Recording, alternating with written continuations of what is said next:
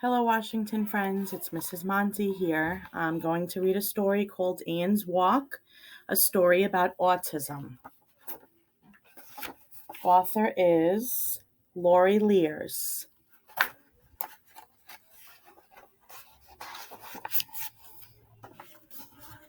It's the perfect day to go to the park and feed the ducks with my big sister Tara, except my brother wants to come along too. Aw, Ian, why don't you stay here? I say. Ian doesn't answer me though because he has autism. Ian doesn't answer me, but he wraps his fingers hard against the screen and begins to whine. Oh, all right, Ian, I say. Can he come? I ask Mom. Says Mom. You'll need to watch him closely the whole time. Are you sure you want to do that? It's okay with me, I answer. And Tara nods. You hold his hand, though, Julie, she tells me.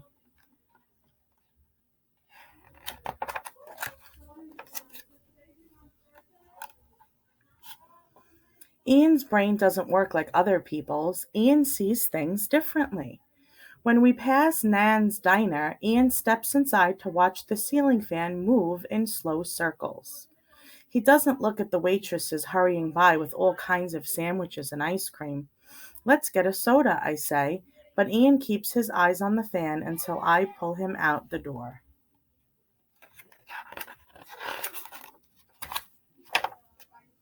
Ian hears things differently. When a fire truck rushes by with sirens wailing and blaring, Ian hardly seems to notice, but he tilts his head sideways and seems to be listening to something I cannot hear. Hurry up, I say, tugging his arm. Ian smells things differently. At Mrs. Potter's flower stand, I hold a bouquet of sweet-smelling lilacs up to Ian's face. Ian wrinkles his nose and turns away. But when we go to the post office, Ian puts his nose against the warm, gritty bricks and sniffs the wall. Stop that, I say. You look silly. Ian and I yank him away before anyone notices. Ian feels things differently. At the pond, I pick up a soft feather and tickle Ian under his chin. He shrieks and pushes it away. But while Tara and I toss cereal to the ducks, Ian lies on the ground with his cheek pressed against the hard stones. Get up, Ian, I say, taking his hand. Someone might step on you. Ian tastes things differently.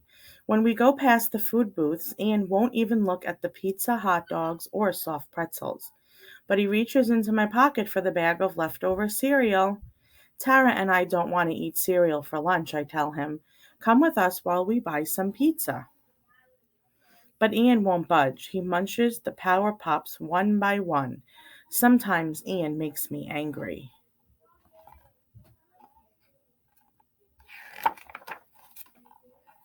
I'll get the pizza, says Tara. You stay here with Ian, Julie. I sit down on the bench to wait. Sit beside me, Ian, I say, but Ian flaps his hands and pays no attention. At last, Tara comes back carrying 2 slices of gooey pizza. Where's Ian? She asks. I look at the spot where Ian was standing, but Ian is gone. My stomach does a flip flop, and for a moment I can't move.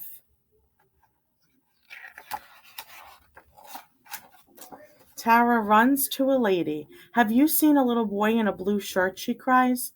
The lady shakes her head. Perhaps he's watching the baseball game across to the park, she suggests. But Ian does not like baseball.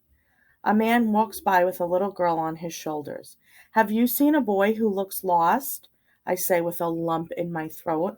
No, says the man, but we're on our way to hear the storyteller. Maybe he's there listening to stories. But Ian does not like stories.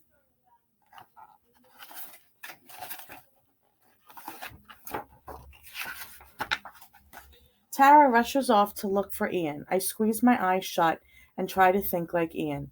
Ian likes the balloon stand where the big machine hisses and stretches balloons into colorful bobbing shapes. He likes the water fountain where he can put his face up close and watch the stream of water gush past his eyes. Suddenly, the old bell in the center of the park begins to ring. Bong, bong, bong. And then I remember Ian loves the bell best of all. I run full speed towards the bell, and there's Ian. He is lying under the bell, making the big bong move back and forth. I hug him tightly, and even though he doesn't care for hugs. I see Tara near the swings and call to her. She rushes over, all out of breath, and pushes her arms around us. We'll walk home the way you like, I tell Ian.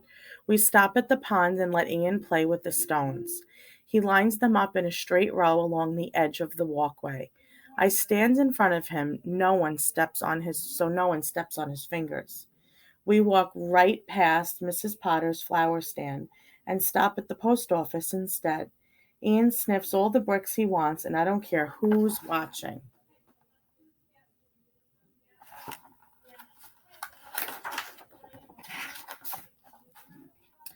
When Ian pauses at the door and seems to be listening to something I cannot hear, we wait patiently and try to listen too.